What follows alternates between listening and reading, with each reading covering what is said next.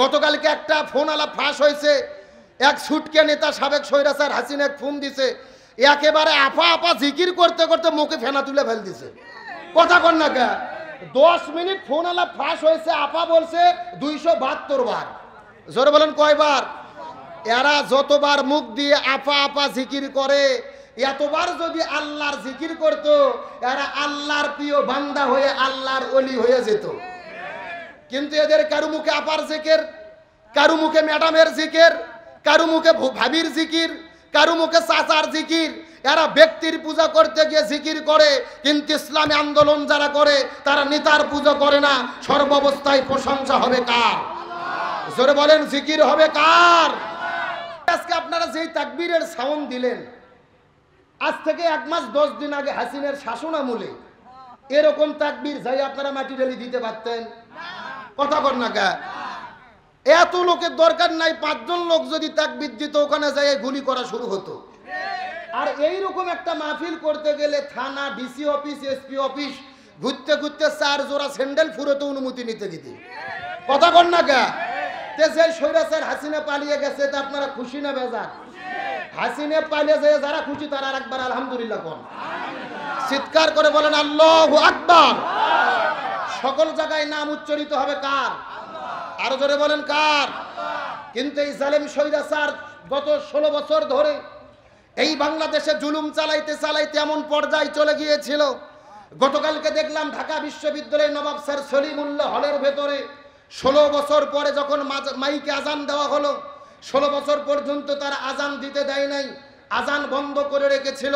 আজানের শব্দে নাকি ছাত্রলীগের ভাইদের ঘুম হয় না, ঘুমের ডিস্টার্ব হয়, এই জন্য ঘুমের কারণে তারা আজান বন্ধ রেখেছিল। জোরে কোন সুবহানাল্লাহ। কি এ জোরে কোন নাউজুবিল্লাহ। এখন বলেন তো দেখি, ঘুমের ডিস্টার্বের কথা বলে যারা আজান বন্ধ রাখে, এরা কি মুসলমানের গোষ্ঠী নাকি শয়তানের গোষ্ঠী? আল্লাহর কোরআন বলেছেন ওমান আজলামু মিম্মান মানা মাসাজিদাল্লাহ, ওরাই তো সবচেয়ে বড় জালেম যারা আল্লাহর নাম নিতে বাধা দেয়, আল্লাহর নাম বলতে বাধা দেয়, আজানে বাধা দেয়, নামাজে বাধা দেয়। সুতরাং যারা আজানে বাধা দিয়ে এতদিন পর্যন্ত আজান বন্ধ করে রেখেছিল, এরা যে জালেমের বাচ্চা, এতে কোনো সন্দেহ নাই। ফতুয়া আব্দুল সালাম যুক্তিবাদী না আল্লাহর? কথা কয় না। ফতুয়া আব্দুল সালাম যুক্তিবাদী না আল্লাহর? আজকের এই প্রোগ্রাম থেকে আমরা সুস্পষ্ট করে বলতে চাই, যারা ঢাকা বিশ্ববিদ্যালয় 16 বছর ধরে আজান বন্ধ রেখেছিল, এই জালেমের বাচ্চাদেরকে বিনা জানাজায় কবর দেওয়া দরকার। কেন তোমার জানাজা লাগবে কেন? জানাজা পড়তে গেলেই তো হুজুর প্রথমে বলবে আল্লাহু আকবার। তো তোমার তো আল্লাহু আকবার শব্দ নিয়ে অ্যালার্জি, তোমার ঘুমের ডিস্টার্ব হয়, তাহলে যাদের আল্লাহু আকবারের সমস্যা হয় এদের জানাজা পাওয়ার কোনো সুযোগ এ জোরে বলেন কোনো সুযোগ? তাহলে এদের জানাজা, এদের দাফন কাফন হবে জানাজা ছাড়া, হুজুর ছাড়া, নামাজ ছাড়া। কথা বলেন ঠিক কিনা? এটা এদের প্রাপ্য, আর যার প্রাপ্য তাকে বুঝিয়ে দিতে হবে। আজকে বাংলাদেশে আমরা গত 16 বছর দেখেছি ব্যক্তি পূজা। গতকালকে একটা ফোন আলাপ ফাঁস হয়েছে, এক ছুটকে নেতা সাবেক স্বৈরাচার হাসিনা ফোন দিছে, একেবারে আপা আপা জিকির করতে করতে মুখে ফেনা তুলে ফেল দিছে। কথা কন না কে, 10 মিনিট ফোন আলাপ ফাঁস হয়েছে, আপা বলছে 272 বার। জোরে বলেন কয়বার? এরা যতবার মুখ দিয়ে আপা আপা জিকির করে, এতবার যদি আল্লাহর জিকির করত, এরা আল্লাহর প্রিয় বান্দা হয়ে আল্লাহর ওলি হয়ে যেত। কিন্তু এদের কারু মুখে আপার জিকির, কারু মুখে ম্যাডামের জিকির, কারু মুখে ভাবির জিকির, কারু মুখে চাচার জিকির। এরা ব্যক্তির পূজা করতে গিয়ে জিকির করে, কিন্তু ইসলামী আন্দোলন যারা করে তারা নেতার পূজা করে না। সর্বাবস্থায় প্রশংসা হবে কার? জোরে বলেন, জিকির হবে কার? আজকে বাংলাদেশে যারা হাসিনার লোক ছিল, এদের তো তওবা করে কচুর সাথে গলার দড়িতে মরা দরকার। কারণ যেই নেত্রীর জন্য জীবন যৌবন শেষ করছে, পালিয়ে যাওয়ার সময় বলেও যায় নাই, পালিয়ে চলে গেছে। এ কথা কন, তোমরা কার জন্য এতদিন জীবন যৌবন শেষ করলে? আজ তোমাদেরকে বিপদে ফালিয়ে পালিয়ে চলে গেল। জামাত বিএনপির লোক জীবন দিয়েছে, জামাত ইসলামের নেতারা ফাঁসির দড়িতে ঝুলেছে, দেশ ছেড়ে যায়নি।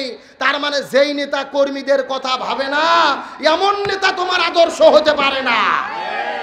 সুতরাং সিরাত মাহফিলে তোমাদের সিদ্ধান্ত নিতে হবে, কার আদর্শ মানবে, কার পিছে ঘুরবে, কার পিছে ঘুরবে না, সময় এসেছে সিদ্ধান্ত নেওয়ার। কথা বলেন ঠিক কিনা?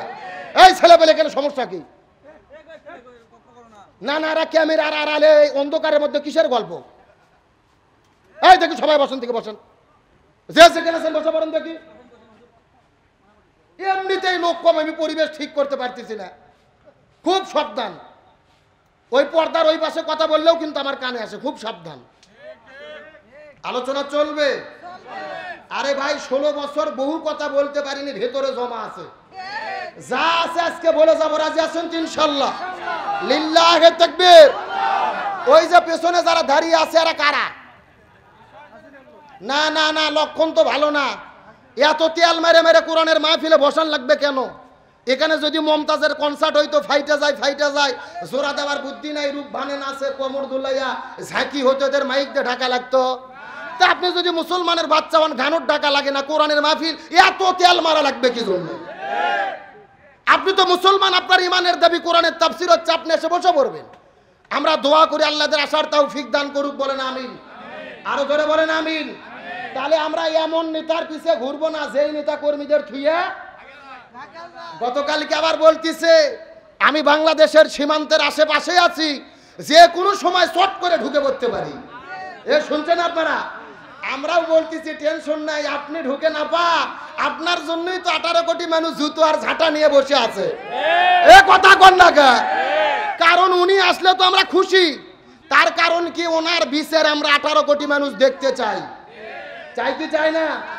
এই বাংলাদেশে জামাত ইসলামের নেতাদেরকে আমরা দেখেছি 50 বছর আগের অপরাধকে বের করে আপনার যুদ্ধপরাধ ট্রাইব্যুনাল গঠন করে মিথ্যে মামলা, মিথ্যে সাক্ষী, মিথ্যে বিচারক, মিথ্যে রায় দিয়ে বড় বড় নেতাদেরকে ফাঁসির দড়িতে ঝুলাইছে।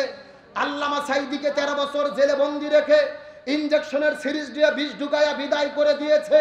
জামাতের নেতাদেরকে তোমরা ফাঁসি দিয়েছো, কোনো ভালো সাক্ষী ছিল না। আর হাসিনা যে গণহত্যা করেছে এটা মিথ্যে সাক্ষীর দরকার নাই, বাংলাদেশের 18 কোটি মানুষ তার চাক্ষুষ সাক্ষী। সুতরাং তার বিচার হবে। সাপ কিন্তু